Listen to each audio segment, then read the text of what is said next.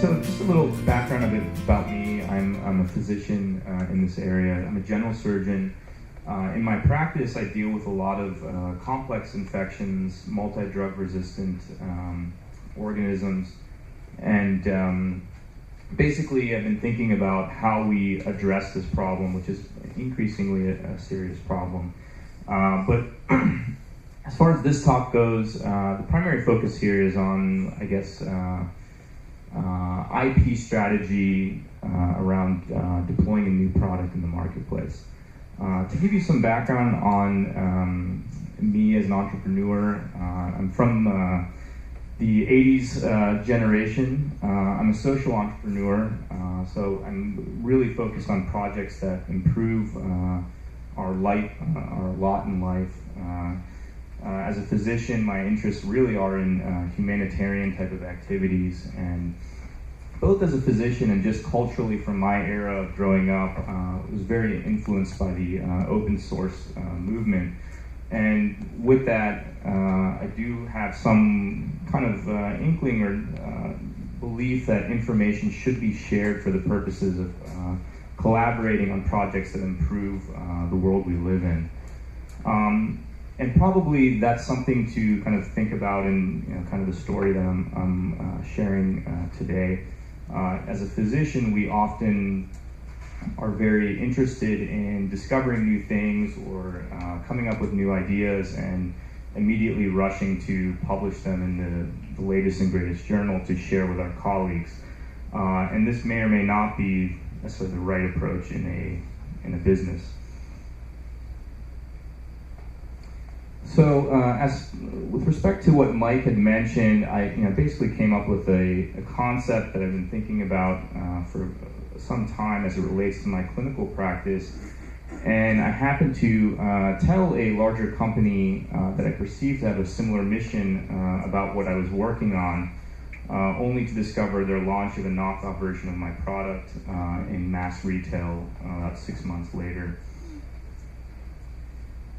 To give some context to my perception, which is not a good thing to have. You shouldn't have a perception before you have kind of interaction in a business setting. I think you really have to have a more formalized assessment as opposed to just having some notions about who you're communicating with in any sort of interaction. But I didn't view this company as a direct competitor in the space. I definitely knew about the CEO of this business and had tremendous respect for him just in the community. I've come to things like this and listen to him speak.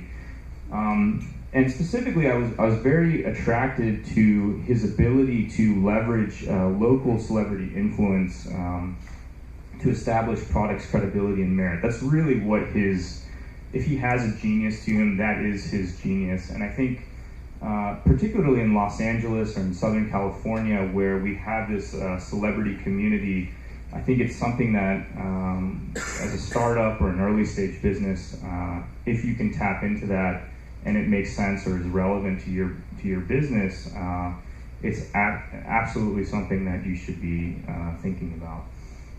And as well, the CEO happened to be a neighbor of a mutual colleague. So I think this quote is important when you're starting a business or you're working in the entrepreneurial space, but if you can't make a mistake, you can't make anything. So don't beat yourself up. What I learned from this experience, it's very important that you establish your IP strategy before your market deployment. I think this is something that a lot of early entrepreneurs or founders don't necessarily spend enough time thinking about. And in line with that, your IP strategy, your go-to-market strategy must clearly consider your IP strategy and what your goals are and some of the important risks as relates to your intellectual property. And I think that as part of that IP strategy piece, you need to be thinking about how you're developing either what we can call your IP moat or your IP fence around what you're deploying. So it's funny, Jim Rohn is getting a lot of attention this morning. But I think this quote is very relevant. I think for every disciplined effort, there is a multiple reward. So it's very easy to get off track or get excited or get amped up. And I think being very disciplined in your approach as you launch your product or service, I think is very important. You just have to keep telling yourself, discipline, discipline, discipline.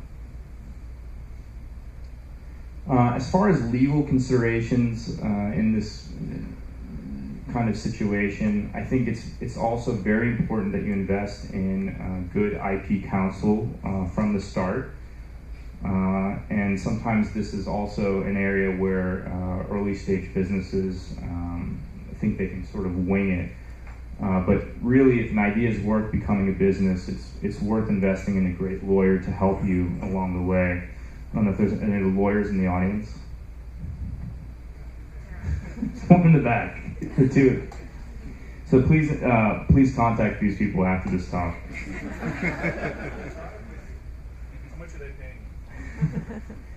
So when you're thinking about your IP before you go to market, I think these are questions that you need to delineate well before you head out into the marketplace. What are your strengths? What are your weaknesses? And how do these impact the way that you're planning to deploy?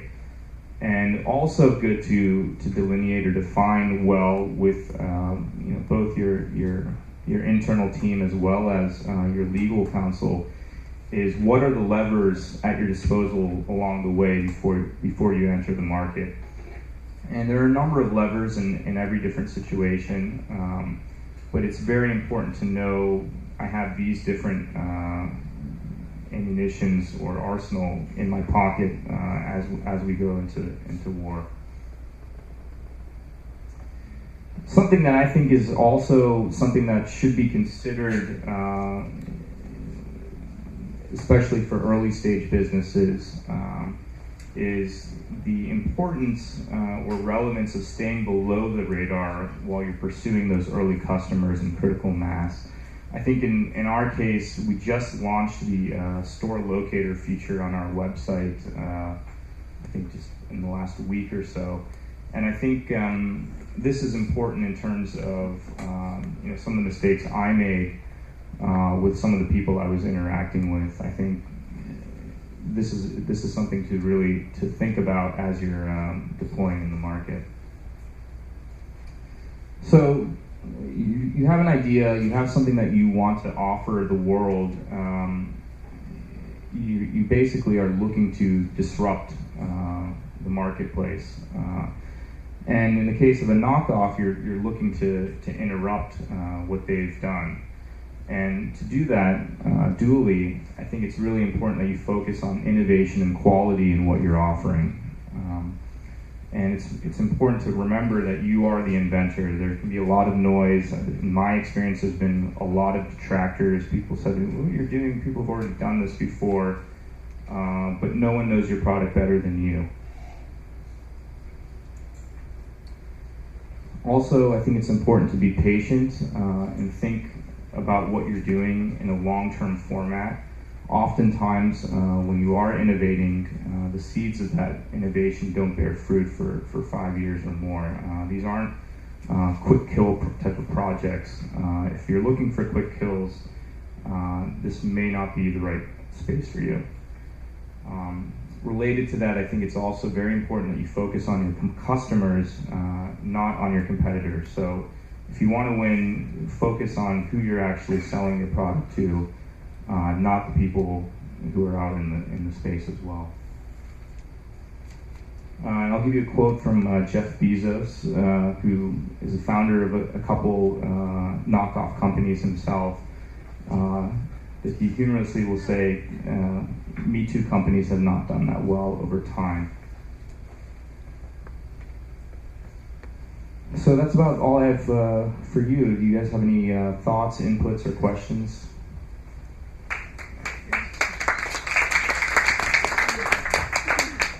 it was a little shorter than we expected. Do you want to talk about EZC Pak a little bit since we have time for it? Otherwise, we can just move right into the Q&A section. Let's move in the Q&A because I think it'll be more dynamic and more... Okay, and then maybe it'll come up naturally in conversation. Okay, great. So that was a really interesting presentation from Dr. Malepati, thank you. On the lessons learned in the realm of entrepreneurship and dealing with knockoff, unfortunately. And I'm sure a lot of people can deal with that or relate to that in some capacity, whether they've got an idea that they shared it with someone and then they took that idea and ran with it themselves, or actually put a product or service in the marketplace and it got knocked off that way. So, I just have a point about that. I don't necessarily think these are negative things. Okay. To some extent, if someone larger than you knocks off what you're doing, it does validate that what you're doing has some merit. So if you are really thinking about what you're doing in a long-term format, I don't think that it's necessarily something that you should be overtly concerned with if you really have a good product as well as a strategy to launch that product in place. Yeah, I agree with that. Validation is definitely the word I was thinking of. So we're going to open up to Q&A right now. If you have a question, raise your hand. John will walk around with the mic. We'll save comments for offline. Will you be hanging out with us a little bit afterwards? Sure. We can meet you in person? Okay, so very good. So if you have a story that you'd like to share, please do it afterwards. Again, raise your question. Raise your hand if you have a question. Hey there. Thanks for the presentation. Wondering, how have you moved forward since the knockoff and since everything happened? What have you done to propel yourself forward beyond that? Well, the story in this situation was that the channel that particular company deployed in was not the channel that I was focused on at this stage of my business. In fact, my business is not configured or mature enough at this stage to deploy in the market that they deployed in. So again, going back to this Jim Rohn quote, there's going to be a lot of noise, there's going to be a lot of activity. This company isn't actually even the only knockoff that's occurred as a result of our business. So I think the important point here is to stay disciplined. And it seems like so simple to say to yourself, discipline, discipline, discipline. But when you hear so much noise and there's so many different things going on, there can almost be a impetus or impulse to basically almost be a Me Too company of something that you've already started. So Me Too company does something, and then you almost want to keep up with the Joneses in a sense. But in the case of our situation, our product offering was designed as a solution inside the healthcare realm or in the world of medicine. So we will get to the mass market at a certain stage when it makes sense to do so, if it makes sense to do so. But the important point that I think to gather from this is really the component of being disciplined with what your plan of action is. And that doesn't mean to say that your plan of action is rigid. There is obviously a dynamic balance or interplay with what is going on in the marketplace with respect to what you're doing. But I think that discipline is key here, and not basically becoming a Me Too of yourself. Over here. Hi, thank you for the information. I wanted to find out, as you're growing, how do you protect yourself when networking to get more exposure with people versus getting too much information and protecting yourself against somebody who's going to then take what you've discussed with them and run with it? Yeah, I mean, it's an important question, and I think really having your IP strategy in place before you even come to a networking event it seems so maybe trivial at times, but it is actually really important. Another key point is when you're in B2B interactions, when you're in trade shows or events or meetings, establish and gather in a polite and lighthearted manner as much information as you can about the person you're speaking with before you really talk in some detail about what you're talking about. And if there's ever any doubt in your mind, the answer is don't disclose it. Back here? Yeah. Hi. Over here. No, go ahead. Hi, I'm Doug Jones. I actually ran the communications programs at Pharmavite, which made Nature Made Vitamins. So I know a little bit about some of the story. And just to, for particularly entrepreneurs, because I was part of the new product committee there for a long time, is building on your legal, recommendations is non-disclosure agreement. Get a non-disclosure agreement. Spend the money with a lawyer to have one drafted, because that does provide you protection. If you can patent this thing, even in just to, maybe it doesn't get issued, maybe it does, but at least it gives you, some protection on intellectual property.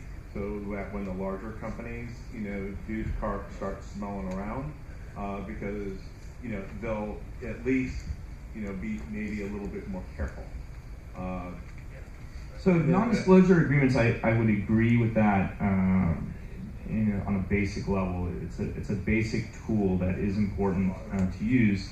I will say this, when you're having some of these meetings or you're looking for money or these type of things, you're not always going to be able to get someone to sign an NDA.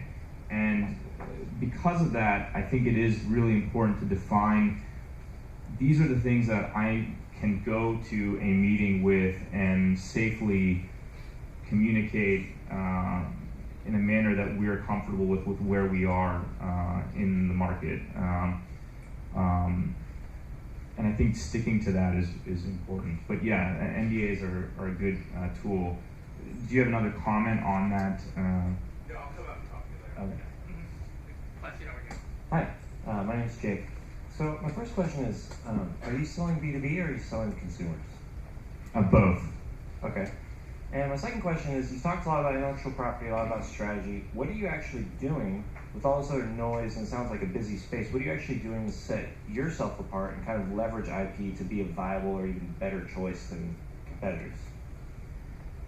The concept here is to align and focus on what your strengths are. So as a physician in this particular scenario, my strength is my reputation as a physician, the credibility of my research, and basically the evidence. So in a game with this particular company that we're discussing now, I'm not going to win on the basis of celebrity. People don't care who I am. So in this situation, I think that you have to focus on where you can actually win and build from there. So in my interactions, I can go to the medical community, I can go to the health professional community and build in that space first. So you have to build from a point of strength and focus on where your strengths are while you continue to expand into the marketplace. I hope that answers your question. Over here. Hi, Doc. My name is Tom Oser. In the incubators, very rich environment here in Silicon Beach, Pasadena, and so forth. A lot of companies are information technology app-based, right? And so many of them start up, they don't have the time and the energy or the will to look at the intellectual property issue. And indeed, in some areas, they're just not protectable types of business. So, but you have something that's very specific. It's going to be a product. It's based upon science, and there's a lot of prior art or adjacent art. How do you advise people to think about the search side? Because when you're going out to build a business, are you potentially stepping on somebody else's intellectual property? So how does that work into, do I have something that's actually worthy or possible to protect with the law? And if so, how do I avoid spending a lot of time and money on something that I'm actually the infringer because I'm not the first to the market on it?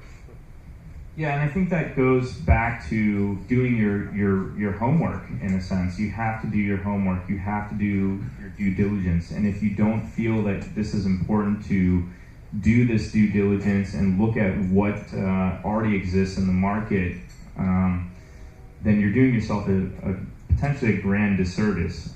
If that's not something that you are interested in being the one to do, then you have to partner with someone that is willing to do that type of homework. Or again, you have to find the two lawyers in our audience and work with them to help you figure that component out.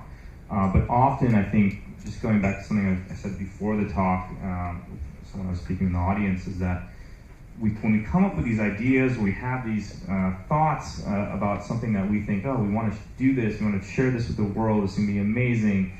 We often, we can get ahead of ourselves with our enthusiasm, our excitement, our passion for what we want to do or share. And I think that we have to always come back every morning to, this has to be done in a disciplined manner. And having those outlets of, these are the two people that I'm talking to about them, whether you use an NDA for the purposes of that interaction or communication, or whether these are people that are trusted people in your inner circle, the importance here of discipline cannot be underestimated. How mature is our understanding of the human immune system at the genetic level? I guess what I'm really trying to ask is, if you were good at CRISPR technology, is the human immune system well enough understood that you know what genes to look for the low-hanging fruit of where an easy edit could make a big difference? Yeah, so the answer to that question is that this is an area of rapidly expanding research and understanding in medicine. And there are a number of therapies in development and some on the market currently that are focused on what you're describing. I had a couple questions. My first question is sort of taking you back to the actual discussions that you had. At what point do you, looking back, wish that you had said this, or you had a feeler out that maybe they would step in the space, or that you wish you had a discussion about just the kind of preventative going back in the particulars of your situation? I think that what I would have done, I think this is a good question, a good point that you bring up. I was at a couple meetings with this particular CEO, and probably prior to those meetings, I should have had a more well-defined formal conversation with our IP counsel before having those type of interactions. And I think even having an audit of what you're discussing with your legal counsel, I think is important, because it's something in general, I would say people in the startup space don't do. You don't go and talk to your IP lawyer necessarily in a very formalized manner. Well, we're going to a retail trade show, or we're going to this conference, or I have lunch set up with these people. What do you advise that we can say and should not be saying? And I think going through that in a very careful manner, I think, is important, because you don't even know when you can run into people. You can run into people here at a coffee event as well. Which happened to me. Did you have patents pending in place? What did you have in terms of IP protection? Yeah, so at that point, there was a patent pending on the label. At this point, the formal patent has been submitted. I have continued to improve aspects of the product offering, which I would love to share with you guys today, but I can't share with you. It would be contradicting what I'm talking about. So I've been adding more and more IP around what we're building out here, and I think that goes back to your IP moat. There's a product in the market. It's a lot of you guys probably have seen it. It's like literally a saline spray bottle. So people get like nasal congestion, then they spray this saline water up their nose to irrigate their sinus passages. This is a little bottle with like a little plastic nozzle. I think, I don't even know how you patent this, but this, I think at this point has over 40 patents on a little spray bottle with a nozzle. And so as this company has grown, they've invested more and more money in their intellectual property. So that's why, again, pointing out the importance of if your product is worth becoming a business, your idea is worth becoming this, it is very important to find the right lawyer for what your business is. My third question was, so when you did find out, how did you find out and how did you confront or approach them? Yeah, that's a good question. I'm not sure exactly how I found out. I don't even remember, to be honest with you. I may have found out on my own, or someone on my marketing team may have found the product, and we kind of discussed it from there. We, I did let them know that I was aware of their product, but I haven't done much more engagement beyond that directly. Over here. And they didn't comment. No response. Next question over here. Hi. Yeah, I just have a comment on the fact that you need to be really disciplined, and I definitely agree with that. But my experience in consulting is that with some of our clients, even if they had been extremely disciplined, we could still mock a full-blown competitive attack and still find ways through. So I think in general it's a very good idea to have another pair of eyes looking at what you are doing and seeing which ways through there could be, which is not just IP, just offloading the IP strategy, it could be several things. So yeah, that's it. Yeah. Just another comment on NDAs. Like, for example, you get a big meeting with someone that you think is important or relevant. You may not, if I'm in their shoes, I'm not going to sign anything. I have no reason to sign anything. The meeting is for you to meet with me. So that's another thing. It's nice if you can get some of those things, but it's not necessarily always possible, especially when you're working or you're having these interactions on an early kind of stage level. So it again highlights the importance of discipline and knowing what, before you go into a casual coffee interaction or a lunch or wherever you may be, what are the things that we can talk about safely with respect to what we're doing, and what should we be withholding? Over here. Okay. Hi, my name is Gene. I think the lady here who just spoke earlier, she just mentioned something I was wondering about, is that given your investment in IP, does that help protect you from protect your marketing strategy against this other competitor just basically saying, okay, we're bigger, we can take basically the gist of what you're actually putting out there, tweak it a little bit, make it our own, and still basically steal your thunder? I'm not sure I fully understand the question. I'm just wondering whether or not your market strategy, the way it is, because of your use of patents, that it is protected on some level from someone just basically trying to steal your marketing strategy and trying to basically, again, try to take your ideas and repurpose it for their own benefit. So, if I understand the question, is the idea here that does your IP strategy protect your marketing strategy? Is that kind of a way of saying it? I think the answer to that is no. If anything, the way you go to market, in general, your IP strategy can not generally protect your intellectual property. It's usually your market strategy has to protect your intellectual property to a point where you can continually disclose more and more information, or more and more do more and more marketing as your intellectual property fence or your IP moat grows in size. I don't know if that fully answers what you're asking or getting at, but I think that's kind of my opinion on the subject.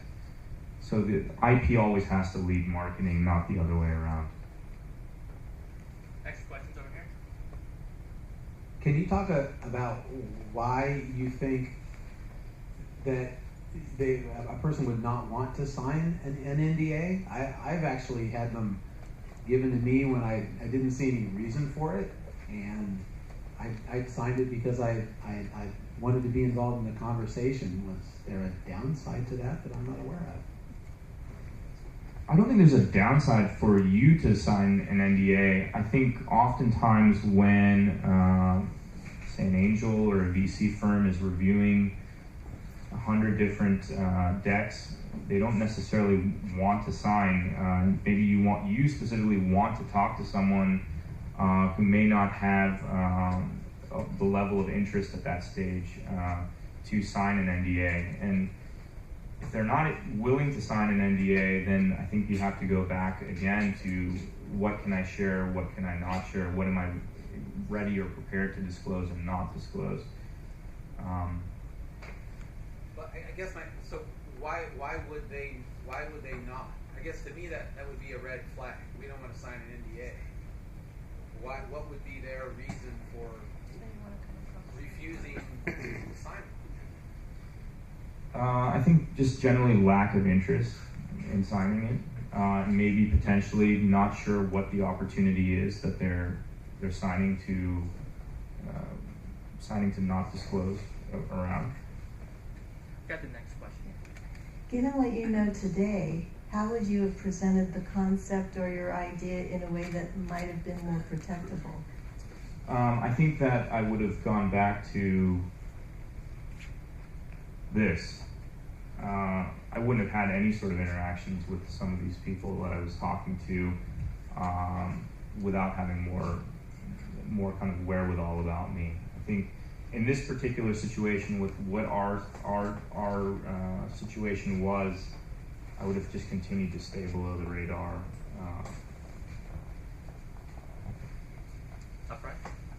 So, a comment about your NDA. I've been in a situation on both sides of the fence, and typically what I've found is people just don't want to inadvertently sign something that they are not sure they can really honor, right? And the minute you say it's a legal document and you ask them to sign on the dotted line, just brings their shields and their defenses up. I've been on, like I said, both sides of the fence where I did not want to sign something because I just wasn't sure. I wanted to be bound by something that I did not care too much about. Right? That's one thing. The second question for you is, we've talked a lot about how to get it started, how to protect your idea, etc. Have you thought about what your end game is? In other words, if one of these Me Too companies were to come and say, hey, we wanted to buy you out, or we wanted to, or you wanted to know what your kind of goals really were in terms of growth, sell, be acquired, or anything like that. I think those are also important aspects as part of your IP strategy, marketing strategy, business strategy, whatever you want to call it. Have you thought of that? And you don't need to disclose those, but I just want to know if that was part of your thought process, your strategy development. Yeah, so it was part of my thought process, and perhaps was part of my thinking with what I was disclosing to this particular company. And I was wrong. One more question over here. Could you talk about your product design process and where in that process you start to consider intellectual property? Or is it just like a eureka kind of moment? From the start, yeah. So directly alongside the product design and development. There was no specific eureka moment. I think